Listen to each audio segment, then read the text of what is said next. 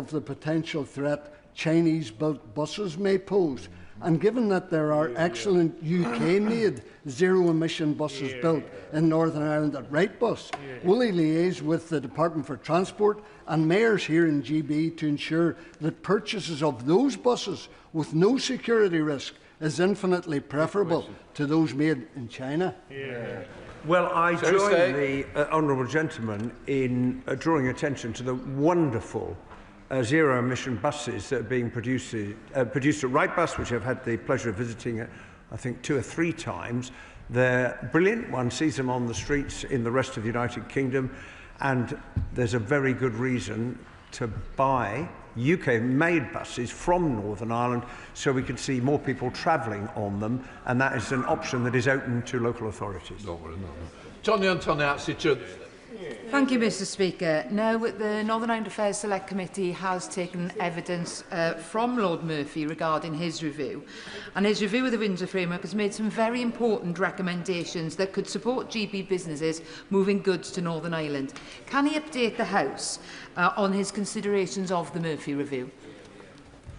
Well, I am continuing, Mr. Speaker, to give careful consideration both to what Lord Murphy has said, the Independent Monitoring Panel, the FSB, and other recommendations. There's a lot of similarity in the points that are made about steps the government could take to provide better, easier to access guidance for businesses to enable them to move goods from Great Britain to Northern Ireland, and we will set that all out when we formally respond to his review, which we must do early next year. Shadow Minister Mike Wood.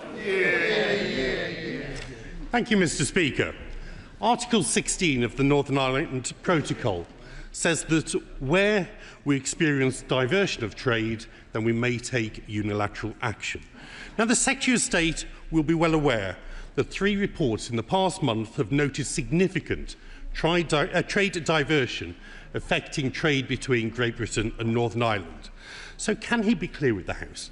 Just how much trade diversion is he willing to stomach before he uses the powers he has under Article 16? I would say to the honourable gentleman, there are now 15,000 businesses that have registered under the UK Internal Market Scheme. 97% of lorries moving from GB to Northern Ireland do not face any in-person checks at all. The goods are flowing, the goods are moving. It is in the end for businesses to decide to whom they sell and from where they purchase. But the Northern Ireland economy is doing extremely well, which shows that the problems that, and there are some, are not affecting its overall strength. Dr. Breeton. Question number 3, Mr. Speaker. Minister. Mr. Speaker, Northern Ireland's creative industries are thriving and an important source of growth, a topic I have discussed with Northern Ireland executive ministers. Whether it is Derry Girls, Game of Thrones, Trespasses, Blue Lights or Line of Duty, which has just been renewed and will be filmed in Belfast, producers choose Northern Ireland for its world-class talent and studios. To coin a phrase, Mr. Speaker, it's a sector that's sucking diesel. Mr. Speaker, Disability History Month begins tomorrow, and I'm delighted that the Creative Diversity Network now reports the doubling of disabled people on and off screen since 2018 to 9% across the UK. The phenomenal BBC film An Irish Goodbye is one such example, starring Down syndrome ambassador James Martin and filmed in Northern Ireland. What is the Minister doing to ensure a further drive to double disability again on and off screen? My honourable friend speaks with enormous experience and I know wrote an impactful report employing the changemakers. I agree that expanding opportunities for disabled people to take part in creative industries is important. As my right honourable friend, the Secretary of State for Culture, Media and Sport often says, talent exists everywhere, but opportunity does not. That is why I'm pleased with that the Creative Industries New Entrances programme, delivered in partnership between Screen NI, the BBC and the Northern Ireland Executive, is working to broaden access for disabled actors. Jim Shannon. Mr. Speaker, can I thank the Minister for that answer and also thank him for his energy and interest in Northern Ireland. We hope to have him in Strangford shortly for a visit. Between 2019 and 2022 there was an increase in economic value by 19% for the Northern Ireland film sector. There is potential for much more. The beautiful Ards Peninsula where I live in, not because it's beautiful because I live there, it's beautiful before I ever lived there, and in my constituency of Strangford, there is potential for much more. How does the Northern Ireland Office and the Minister intend to further work with Film NI to promote the high quality and the lower costs that Northern Ireland have? We have lots to offer. Let's take advantage of it. Shannon, the movie, I think. Come on with this. If you're directing it, Mr. Speaker, I look forward to my visit to Strangford. I don't see enough of the honourable member in this House. The creative industries in Northern Ireland are booming, as he says, and they're backed all of the way by this government. We have a modern industrial strategy, a 10-year plan to back our strengths and unlock potential. The government has committed to increasing investment in creative industries to £31 billion by 2035. Sam Russell. Before, Mr. Speaker. Secretary of State. With permission, Mr. Speaker, I will answer questions 4 and 6 together. The 2023 Legacy Act was rejected by all the major Northern Ireland political parties, as well as by our domestic courts, victims and survivors, and by many veterans who saw it as an affront to the rule of law that they sought to protect. The government took a significant step in fulfilling our commitment to repeal and replace the Act by introducing the Troubles Bill, which received its second reading yesterday. Thank you, Mr. Speaker. I'm proud to represent a community with a lot of veterans, many of whom served in Northern Ireland.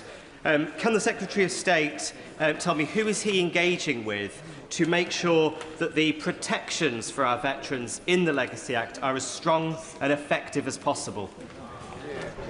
Well, those protections have been drawn up following extensive consultation with veterans' organisations, and I gave the House a commitment yesterday evening that I will continue to talk to veterans, to the Royal British Legion and to the Veterans Commissions and others to make sure we get these right.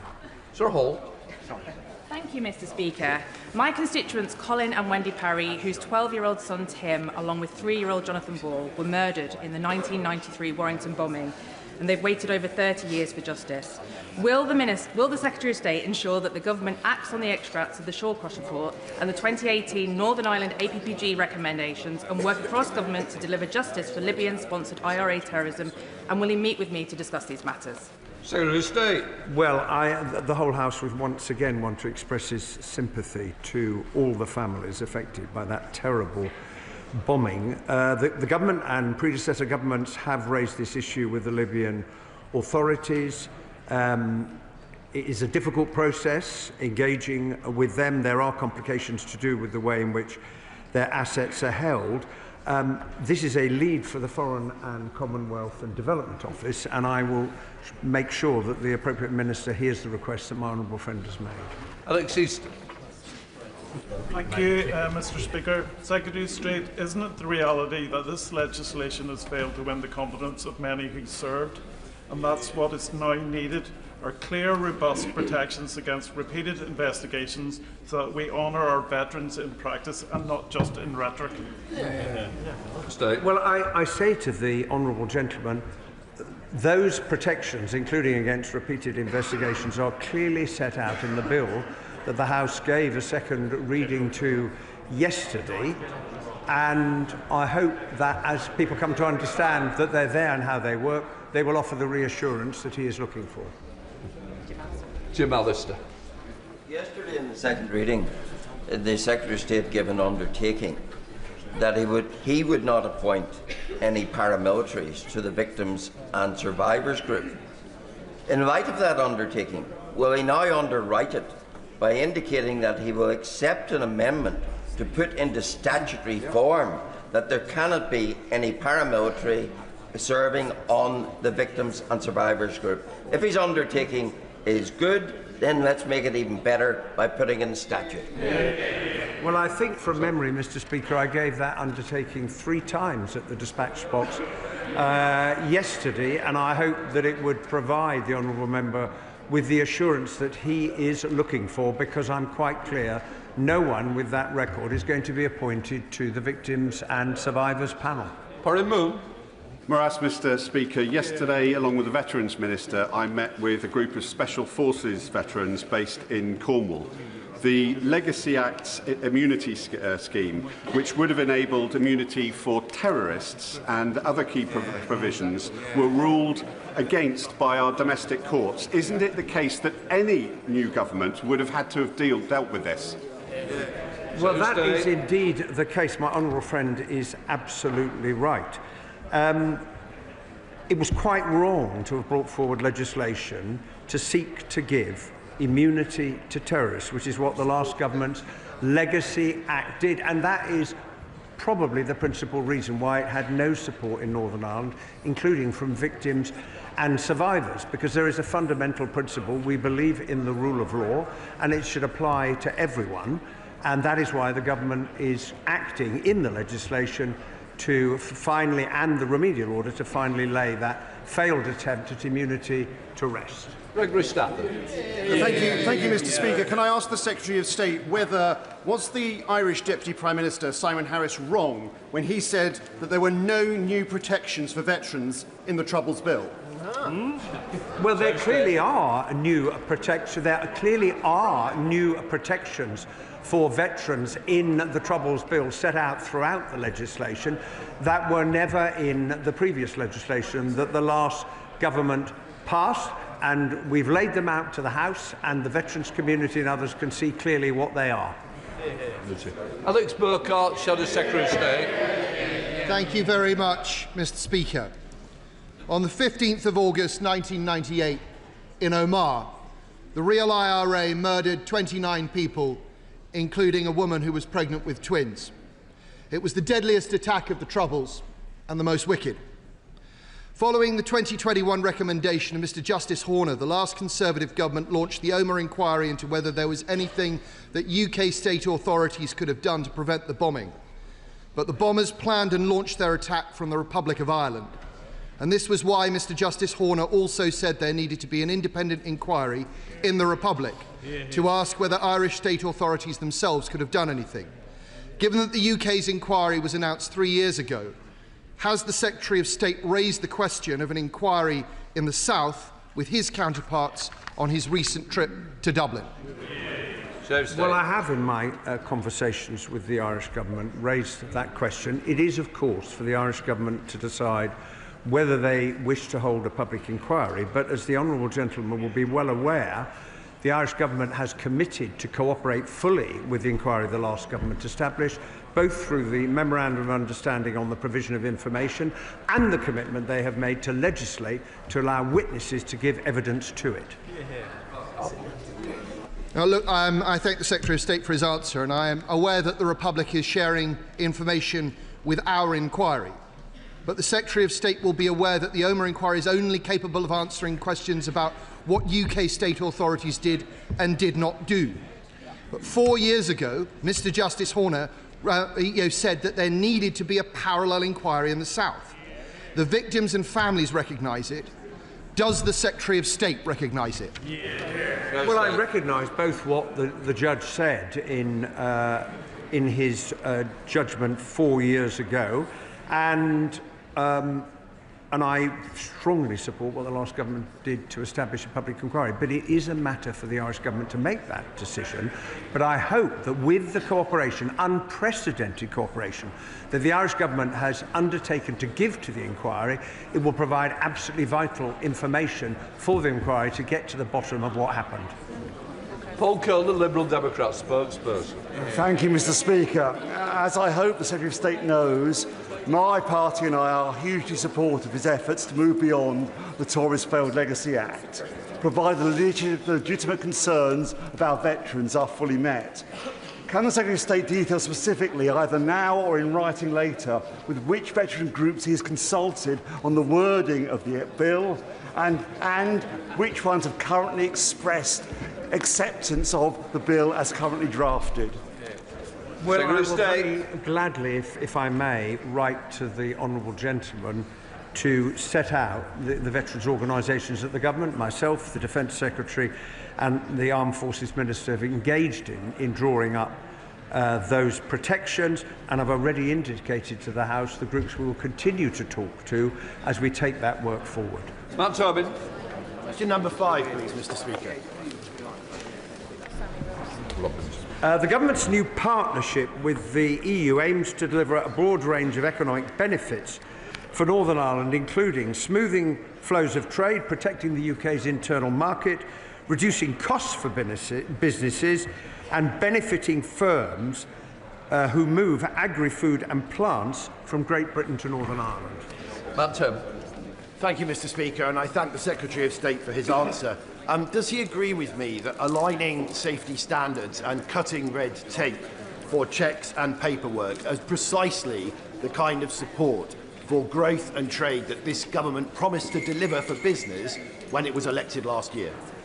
Well, I do agree with my honourable friend on that, and that is why the partnership agreement reached with the EU back in May was so widely welcomed in Northern Ireland, particularly by those in the agri-food sector, because as we take that forward and turn it into a full SPS agreement, it will bring enormous benefits to firms that are moving those products across the Irish Sea from Great Britain to Northern Ireland. Robin Swan. Which, Mr. Speaker, come the 1st of January, veterinary medicines in Northern Ireland will be reduced by 40% according to the current suppliers over there. What steps is the government taking to ensure the supply of veterinary medicines into Northern Ireland which ensure animal health but also have a link into human health as well? Well, honourable gentleman will be aware, we've had the Veterinary Medicines Working Group. We've been working very closely with the industry. We have set out 2 schemes, the Veterinary Medicines Health Situation Scheme and the Veterinary Medicines Internal Market Scheme, drawing on the cascade, and we are confident that that will ensure the continued supply of veterinary medicines from the 1st of January to vets and farmers and others who need them. Joe White. Question number 7, Mr. Speaker. Seriously. The Northern Ireland Troubles Bill will retain Part 4 of the 2023 Legacy Act, which includes provisions for memorialisation. I would welcome views and suggestions on how to take this forward, including on whether any new memorials should be established. Joe White. On the 5th of April 1979, an IRA sniper fired an armoured vehicle as it entered Anderstown RUC station, killing Blues Royal Serviceman Anthony Dykes. My constituent, whose mother, Kathleen, now aged 94, has never let his memory go. She told me her son is a forgotten soldier. There are monuments for soldiers killed in Afghanistan and Iraq, but nothing for those who served in Northern Ireland. Kathleen is now very frail. I am her voice today, asking government to commit to a national memorial. Well, first of all, could I express on behalf of the whole House our condolences to her on the loss of her son all those years ago. I would say that the names of those service personnel who died on deployment to Operation Banner are rightly listed on the Armed Forces Memorial at the National Memorial Arboretum as a lasting record of their sacrifice, and I don't know whether my honourable friend's constituent has had a chance to visit there. Perhaps it's something she might like to facilitate. Father of the House, Sir Edmund Lee.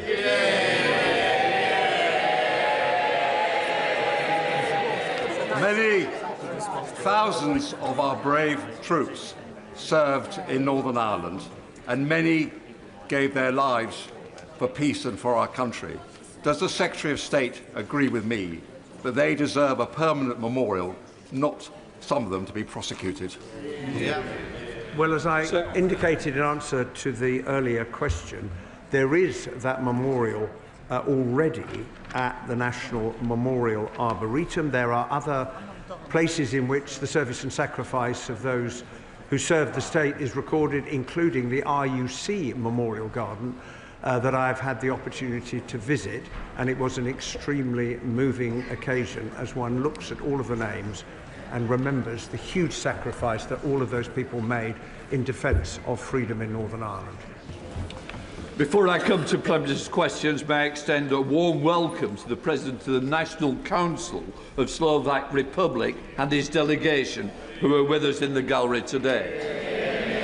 And may I also welcome the new Chief Minister of St Helena. We now come to questions to Prime Minister Kate Malthouse. Number one. Prime Minister. Mr. Speaker, let me start by congratulating Scotland on their magnificent victory last night, qualifying for the World Cup for the first time since 1998. I didn't realise you were all Scottish MPs, Prime Minister. Mr. Speaker, they qualified with fantastic goals, including a cracker from former Arsenal player Kieran Tierney, who was always a great favourite with the fans. Mr. Speaker, my thoughts are with the communities across the country affected by severe flooding, particularly in Monmouthshire. I've been liaising with the First Minister of Wales and want to thank all our emergency services for their response. Mr. Speaker, my thoughts are also with the family and loved one of Royal Fleet Auxiliary member James Elliott, who has sadly been lost. I know the contribution that personnel of the Royal Fleet Auxiliary make and the risks that they take in the line of duty. My thoughts, and I'm sure the thoughts of the whole House, are with those who knew him at this tragic and difficult time for them. Mr. Speaker, last Thursday I visited Anglesey to announce the construction of the country's first small modular reactor. That's the biggest investment in North Wales in a generation, creating more than 6,000 jobs. On Monday, we introduced the largest overhaul of the asylum policy in modern times, restoring control, fairness and creating safe and legal routes. And today I'm pleased to announce that inflation is coming down. There's more to do, but it's an important step. Mr. Speaker, this morning I had meetings with ministerial colleagues and others. In addition to my duties in this House, I shall have further such meetings later today. Mr. Speaker, many of us are becoming concerned that technical or procedural manoeuvres outside of this House may be used to prevent Parliament reaching a decision on the terminally ill adults bill. Now, the government is neutral on the bill itself, but I presume it's not neutral on the issue of democracy or the primacy of this chamber. So could the Prime Minister please reassure the House that the decision of elected members, and indeed the wishes and hopes of the vast majority of the people we serve, will not be frustrated in this way? Prime Minister. Can I thank him for his question? I know he feels strongly about this issue. As he says, the government is neutral on the passage of the bill. It is a matter of conscience, so there are different and respected views across Parliament, and it is for Parliament to decide in the end on any changes in this chamber. Scrutiny of the bill in the Lords is a matter for the Lords, but the government does have a responsibility to make sure that any legislation which passes through Parliament is workable, is effective and of course enforceable. John Trickett. Thank you very much indeed, Mr. Speaker. And the party opposite in government said that they would level up the country, but in fact they left the country divided. Half austerity, in deindustrialisation, stagnant wages, all took the heart, ripped the heart out of mining communities like the ones I represent. Everywhere you can see the legacy which the party opposite left. And how can it be right that the hard-working, loyal people in my constituency earn £400 a week or £20,000 a year less than people who live in Kensington? So will the Prime Minister now declare that it is the government's moral purpose to eliminate economic injustice, starting with the budget next week, announcing massive investment in the north and wherever else poverty and low pay raising its head? Well, can I thank you for raising this important issue, because they laugh, but working people paid a very heavy price for 14 years of economic failure. austerity damaged the economy and decimated public services. A botched Brexit deal stifled growth, and the reckless borrowing on a mini-budget saw mortgages and the cost of living soar. He's right to raise this issue. We're determined to tackle inequality. He'll be pleased to know that under this government wages are up, but we need to do more. We've had a pay increase for the 3.5 million lowest paid, and the Chancellor will deliver a budget based on Labour values. Kevin Bainbridge, Leader of the Opposition. Thank you, Mr. Speaker. And can I associate our side of the House with the remarks the Prime Minister made about James Elliott? Can the Prime Minister tell us why his government is the first government in history to float increasing income tax rates only to then U-turn on it all after the actual budget? Prime Minister. I'll inform you the budget's actually next week rather than after the budget. It's only got 1 week to go. But I can tell her it'll be a Labour budget, Mr. Speaker, with Labour values. That means we will concentrate on cutting NHS waiting lists, cutting debt and cutting the cost of living. And because of the decisions we've already made, inflation is down this morning. The Bank of England have upgraded growth. We've got a record £230 billion of investment into this country under this government. Mr. Speaker, he says the budget is next week, but we read all about it in the papers. This is the first budget to unravel before it's even been delivered. The Chancellor's cluelessness, I'm afraid, is damaging the economy now.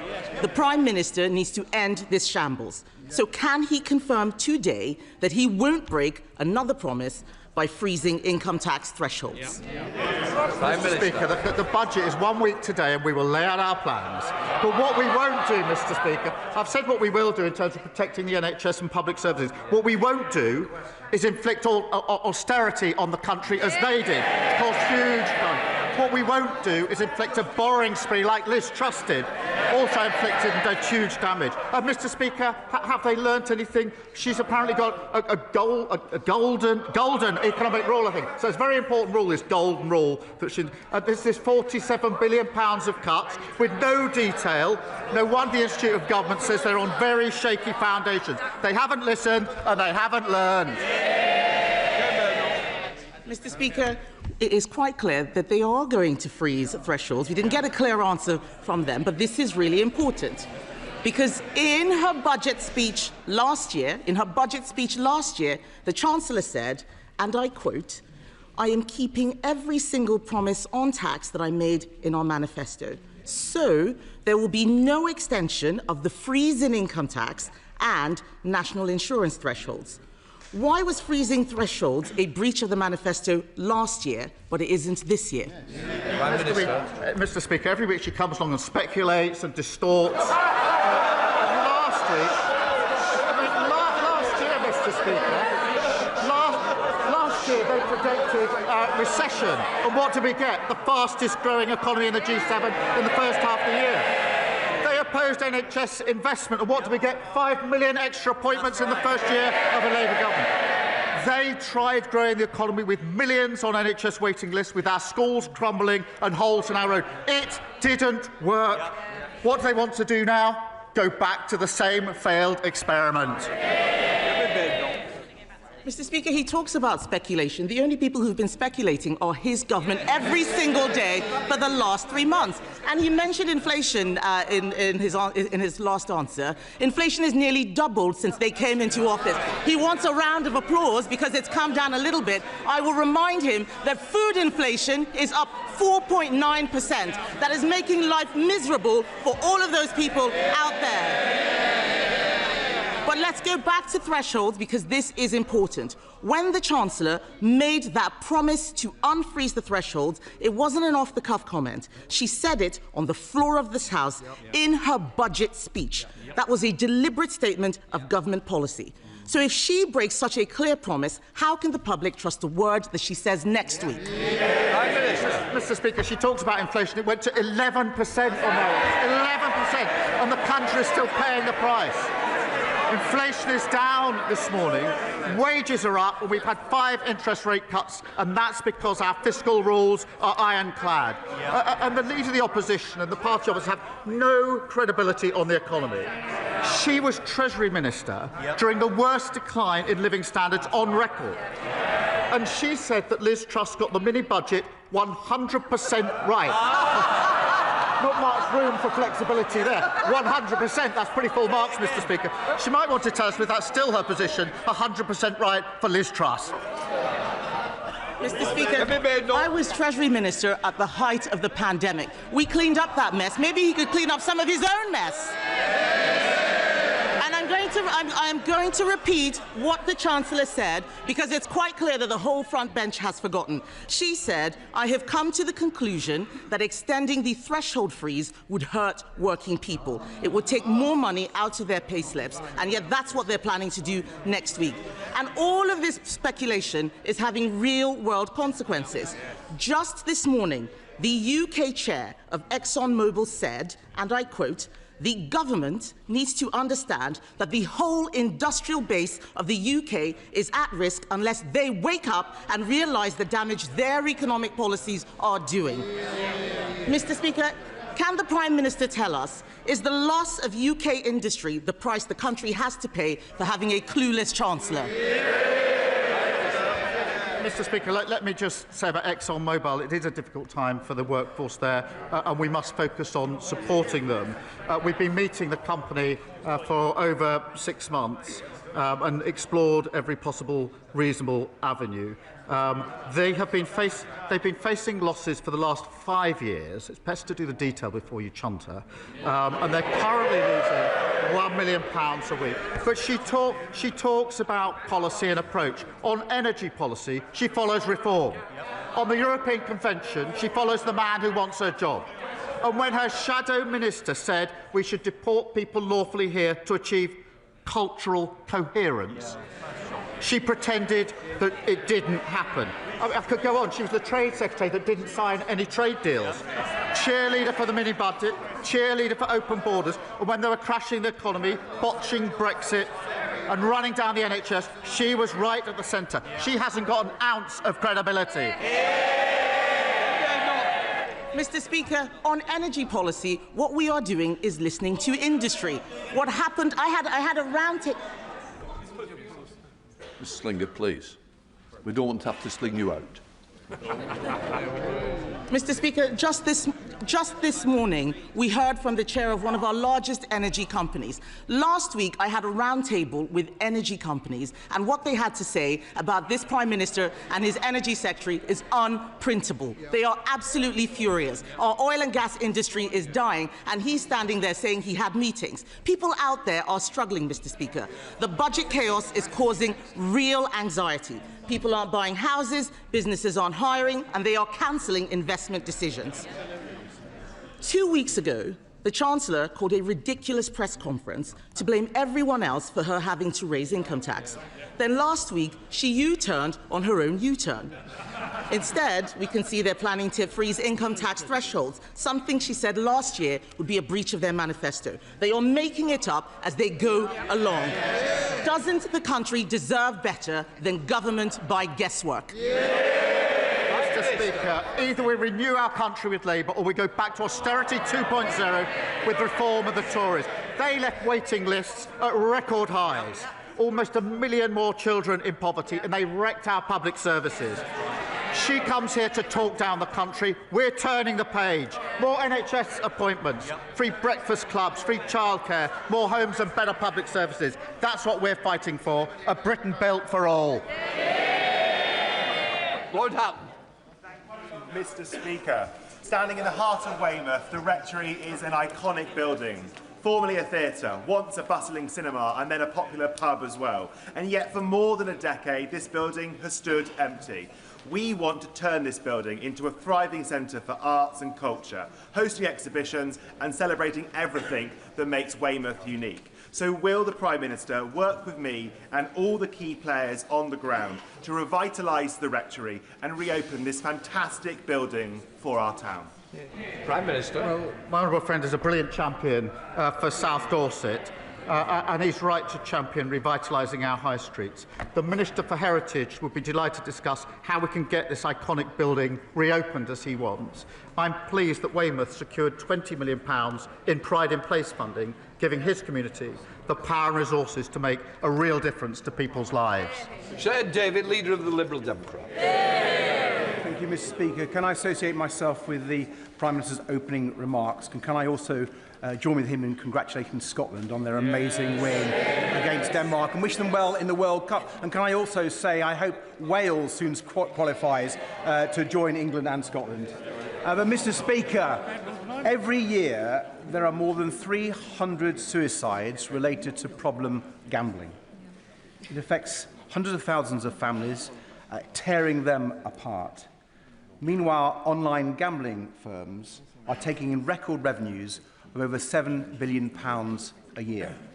Now, ITV News are reporting that one of them, Sky Bet, is moving its headquarters to Malta so it can save tens of millions of pounds in corporation tax.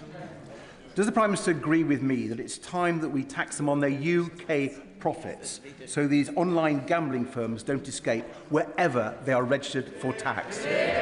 Prime Minister. But can I join him on wishing Wales well and Northern Ireland? I'd like to see all four nations in the finals. But look, he raises the really important issue of suicide, and it's Men's Health Day, and it is really important. And I think the whole House would want to work together on anything that can prevent suicide. I think if all of us think about individuals we may know who lost their lives through suicide, it's something that touches almost every one of us and all of our families as well. We will, of course, look at the link between suicide and gambling and take whatever measures we can to reduce suicide. It's a very important issue. Sir David. For his reply, and we look forward to the government coming forward with action on that. On another domestic matter, Mr. Speaker, next to the River Cherwell in Oxfordshire, a field is now covered in an enormous mound of rubbish, 150 metres long and up to 12 metres high. The water is now lapping against the waste and carrying it into the river. It's just one of many sites, Mr. Speaker, where organised criminal gangs are illegally dumping their waste onto our countryside and getting away with it. This is a shocking environmental emergency. So will he instruct the Environment Agency to clean it up now? Firstly, these are utterly appalling scenes. Utterly appalling. A criminal investigation, as he knows, is underway. And specialist officers are tracking down those responsible. The Environmental Agency, in answer to his question, will use all available powers to make sure that the perpetrators cover the cost of the clean-up, which must now follow. We have boosted the Environment Agency's budget for tackling waste crime by 50%, given councils new powers to seize and crush fly tippers' vehicles, and lawbreakers can now face up to 5 years in jail. Dominic. Thank you, Mr. Speaker. Immigration is the #1 issue on doorsteps of Bristol North East. Most people will ask me about it. They want a firm, but also a fair approach, but have been let down over many years. Controlling our borders and knowing who comes is essential, not least to integration. Mr. Speaker, what can the Prime Minister say to my constituents in Bristol North East that will give them assurance that the reforms that the Prime Minister and the Home Secretary are proposing, which I support, will be firm, but will also be fair? Prime Minister. I'm proud, Mr. Speaker, to lead an open, tolerant, generous country. To maintain that principle, we must restore order and control, fix the utterly broken system left by the party opposite, and end the division that others seek to exploit. That does include creating safe and legal routes, recognising those who contribute, integrate and strengthen our society, while at the same time reducing illegal arrivals and removing those with no right to be here. That is a fair, progressive system that meets modern challenges. Jim Allister. Mr. Speaker, the governments of France, Germany and the United States have all extracted from Libya compensation for their citizens who were affected by Gaddafi-led terrorism across the world. Why, Prime Minister, is the British government continuing to fail United Kingdom citizens who suffered to a huge extent through the importation of arms and, in particular, the tons of Semtex that Gaddafi supplied to the IRA, giving rise to Enniskillen, to Warrington, to the Baltic Exchange and multiple others? Why is no compensation being extracted from Libya for our citizens when it can be done for others? And will the Prime Minister at least meet representatives of the almost forgotten but still campaigning families for those affected by Gaddafi's terrorism? Well, Prime Minister. So many suffer from Gaddafi, and he's absolutely right to raise this really serious issue, and we're working hard on it. I'll absolutely make sure that the meeting he asks for is set up with the relevant minister so that we can give the full position and take on board what they have to say. Luke Charters. On International Men's Day and in the spirit of Movember, I want to be open about my own past mental health challenges in the hope that it might encourage other men to do the same. And during the traumatic birth of my first son, I nearly lost my wife, and a dark cloud settled over me. A cloud lifted through conversation and support, and through the safe arrival of my second son, and bright days lie ahead. I'm joined in the gallery today by Mike from York Menfulness, a fantastic charity giving men a place to talk. So will the Prime Minister, as a dad himself, agree with me that strength as a man means being open about our emotions and that we should never face into challenges on our own? Can I thank him for his honesty? It's never easy to stand up and say what he's just said. And I hope he understands just how important that is for others who will be suffering, who will be inspired to be able to talk openly about their experiences and, importantly, get the help that they need. I'm really proud to publish the first ever men's health strategy today to tackle challenges that disproportionately affect men, including certain cancers and suicide, which is tragically the biggest killer of those men under 50. So we will invest millions in helping more men access mental health support, better care for former minors, and rolling out at-home blood tests to tackle prostate cancer. But I do thank him for speaking out. I think it's so important, it's so brave. It's been done across the House. This isn't a party political issue, but it's always very powerful when it's done, and it's a model for all of us. Thank you, Mr. Speaker. Given the government's desire to improve educational outcomes and the well-being of our children, it is ignoring the elephant in the room. This morning I hosted a really powerful roundtable with 3 secondary head teachers who spoke about the transformational effect that a complete ban on smartphones in their schools had had.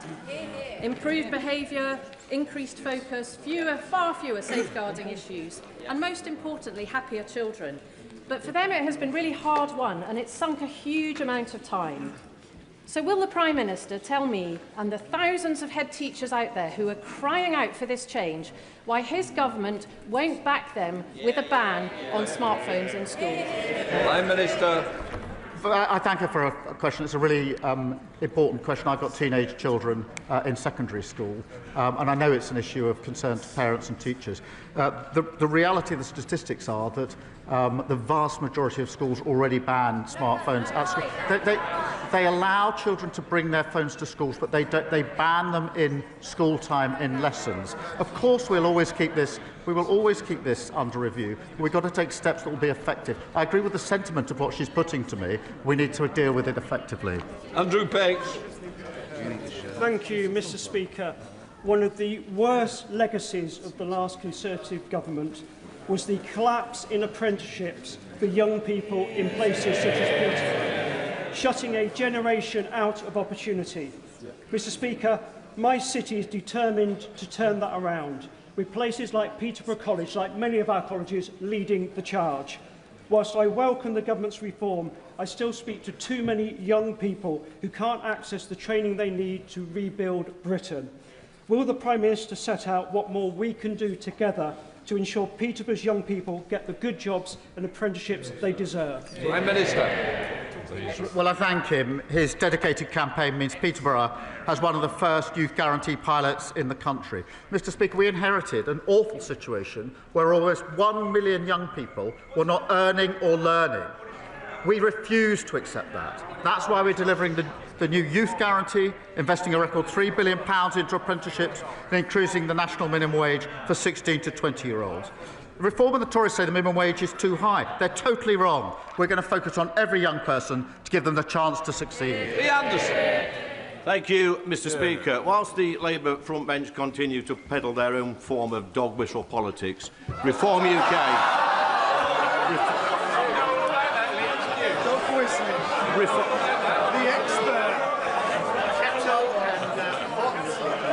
Reform UK are cracking on with the day job. Our reform-led councils are reform... Can I just say, you might say it's the way he tells them, but it might be worse, it's the way I tell them. Lee Anderson. Thank you, Mr. Speaker. Our reform-led councils have already identified savings of over £330 million in the first 6 months. And the Prime Minister may shake his head propped up by these gullible backbenchers, but here's the challenge. Will he ensure that all the cancelled elections from this year and the proposed local elections for next year will go ahead in May 2026? Go on, be a man. I didn't realise he's quite so good at stand-up comedy. Mr. Speaker, he talks about dog whistle. Last week, his leader said he didn't have time to condemn the racist comments of his fellow MP for Runcorn. He also said he didn't have time to condemn his party calling children in care evil. He didn't have time. I wonder if he can ask his leader next door to him whether he's got time for his explanation for the stories in today's papers.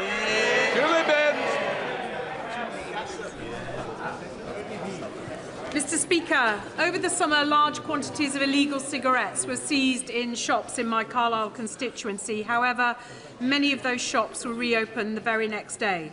Does the Prime Minister agree with me that we have to make it easier for these shops to be closed down permanently so we put out of business forever these criminal networks? Prime Minister. Can I thank her for raising this?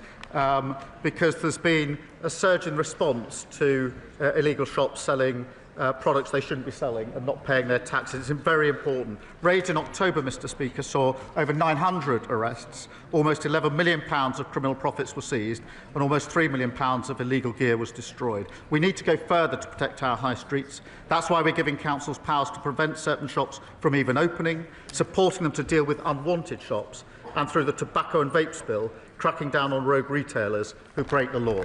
Josh Barbara.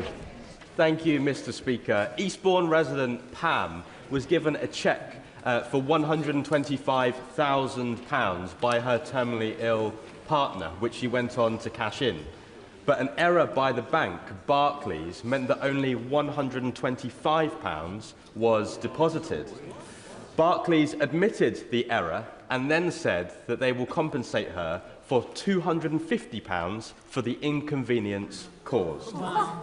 Will the Prime Minister work with me to ensure that Barclays Bank pays Pam the compensation that she needs and deserves? And while we're here, will he commit to imposing a windfall tax on the banks like Barclays on their excess profits to bring bills down for residents struggling? Prime Minister. The case of his constituent Pam is staggeringly bad, absolutely terrible. If he could provide me with the full details of it, I will make sure that the government joins him in doing whatever we can in relation to his constituent. And before I sit down, may I take a moment to send my warmest congratulations to the honourable member on getting engaged, I think, on Thursday. The proposal, I think, was right here in Parliament. You never know what you might find in this dispatch box. But on behalf of my party, and actually I'm sure the whole House, can I wish him and Connor a lifetime of happiness. Connor Naismith.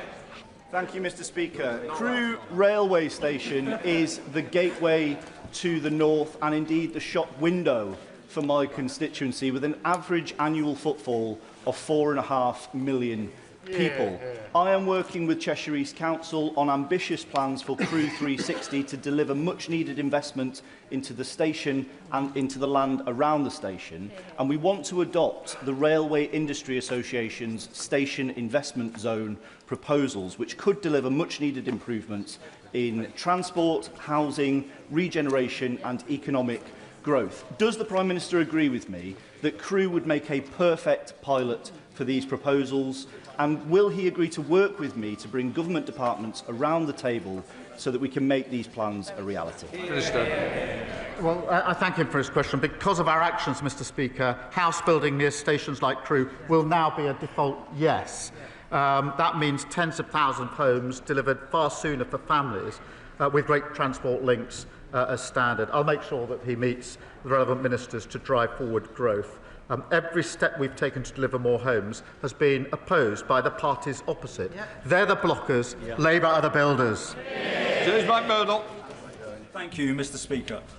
Mr. Speaker, it is an open secret that the gig economy is a magnet for organised crime and illegal workers.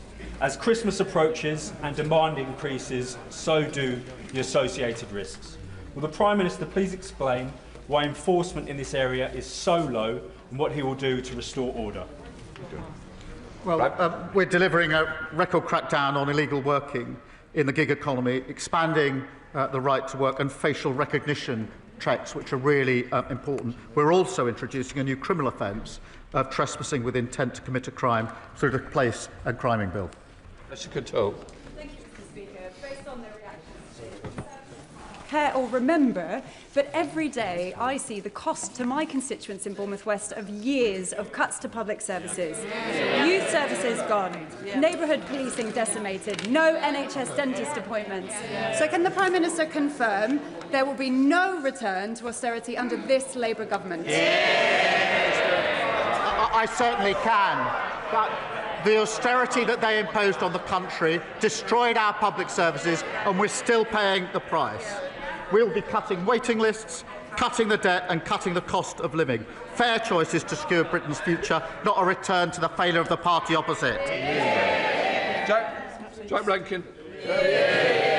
Thank you, Mr. Speaker. The Prime Minister has expressed sincere regret for appointing David Cogan to the Independent Football Regulator. Will he now put on record the full amount Mr Cogan has donated to his leadership campaign and his party, any hospitality he's received, and whether he declared these interests before appointing him? Prime Minister. They were all declared properly. Not the amount. Mr. Speaker, this Friday we commemorate the 51st anniversary of the Birmingham pub bombings, in which 21 people lost their lives in what is still the largest unsolved murder in our history. The families do not believe that the approach set out by the government will discover the truth and that only a public inquiry will do. Can we now have the meetings in order to hear the families' concerns direct and agree an approach that will command not just confidence but will find the truth of who bombed Birmingham? Prime Minister. Well, can I extend my deepest sympathies that remain with the bereaved and survivors of the horrific pub bombing in Birmingham in 1974. We do believe the most appropriate route is through the Independent Commission for Reconciliation and Information Recovery, but Honourable Friend has raised this issue directly with me, and of course I'll make sure that the relevant meeting is set up so that he and the families can put their point of view for us to consider. Mr. Mr. Speaker, you in the Chamber will be well aware that I represent the biggest and most remote constituency in the UK. And I'm bound to say, Mr. Speaker, that in it, bank branches are becoming rarer than sightings of the Loch Ness Monster. We have no banks at all in the huge county of Sutherland. Now, we have legislation that provides for access to cash, but what we don't have is legislation that provides for face-to-face banking services. So I'd be deeply grateful if the Prime Minister would ask the Treasury to meet with me to discuss how we might update the Financial Services and Markets Act to include some form of access to cash provision that would preserve face-to-face banking for my constituents and other remote areas. Mr. Speaker, I know how important face-to-face banking is to local communities. As he knows, we're rolling out banking hubs. Decisions over location are taken independently, but they should be rolled out wherever there is a need for one. And of course, there's more to come. I will, in answer to his question, make sure that he gets the meeting that he requests so that we can have a look at the proposal. Afzal Khan. Thank you, Mr. Speaker. As the Prime Minister is aware, November marks Islamophobia Awareness Month. This Labour government has shown a steadfast commitment to supporting Muslim communities, particularly through consulting on the definition of Islamophobia. Given anti-Muslim hate is at record levels in the UK, can the Prime Minister outline the steps this government will take to tackle a rising level of racism, xenophobia against the Muslims in Britain? Minister. Can I thank him for raising this important issue? He's always been a strong champion on this. Anti-Muslim hatred is abhorrent, Mr. Speaker, and has no place in our society. And the increase in incidents must be addressed. It's why we're increasing funding to protect mosques and Muslim faith schools across the country. It's why we've announced a new fund to monitor anti-Muslim hatred and support victims. And we continue to work on the definition of anti-Muslim hatred. I would. Thank you, Mr. Speaker. Everyone who cares about media independence and freedom will be relieved that, that Redbird have recognised that they cannot run the Telegraph. But there are serious concerns that they will burden the paper with unsustainable debt if the title is sold for less than £500 million. So will the Prime Minister step in to prevent this from happening and enable a sale at a lower price if necessary, without this toxic debt burden? Prime Minister. Well, he raises a serious issue. I'm not quite sure what he's asking the government to do. To step in and nationalise it, I don't think would be the right thing. Whereas, Mr. Speaker, on the 5th of March at the dispatch box, the Prime Minister said these words: "We do recognise Cornish national minority status, not just the proud language, the history and the culture of Cornwall, but its bright future. Since then, I've repeatedly asked ministers for Cornwall's unique place on this island to be recognised through devolution. When the devolution bill comes back to the House next week, will the Prime Minister help me explicitly enshrine Cornish devolution and Cornish national minority status in that bill?" Prime Minister. Can I thank him for his question? Of course, he has raised this issue with me on a number of occasions already. He's a great champion for Cornwall. We will ensure that Cornwall's national minority status is safeguarded in any future devolution arrangements. We have provided £500,000 to support distinctive Cornish culture, including the Cornish language. So, David. The Prime Minister knows that last week 9 four-star generals made plain that yesterday's Northern Ireland bill is doing harm to the British Army already. Most acute damage is being felt by the Special Air Service. It's already affecting their recruitment, their retention, their morale and their operational effectiveness. As a result, lawyers acting for the SAS Regimental Association have sent a letter before action to the Secretary of State for Northern Ireland. I know of no precedent for this in the entire history of the British Army, and it's because it's so important. It reflects how important it is. So can I make a plea to the Prime Minister? Will he involve himself personally to make sure that 60, 70, 80-year-old soldiers who have carried out actions which most of us would view as heroic are not persecuted in the coming years? Because now it's a matter not of national security, but of national honour. Can I thank him for his question and reassure him on the protections that he seeks for veterans, because it is a very important issue and he's continually and rightly raised it. There will be protection from repeat investigations, so the Commission doesn't go over old ground without compelling reasons. There will be protection from cold calling and protection in old age, so that elderly veterans are respected.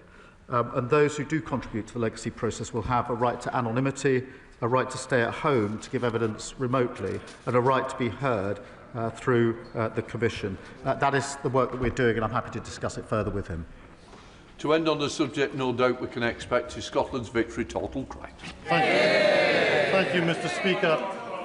When the Prime Minister next meets with the President of the United States, Can he ask him if he knows any reasonably priced hotels near the MetLife Stadium in New Jersey, where the World Cup final is to be held?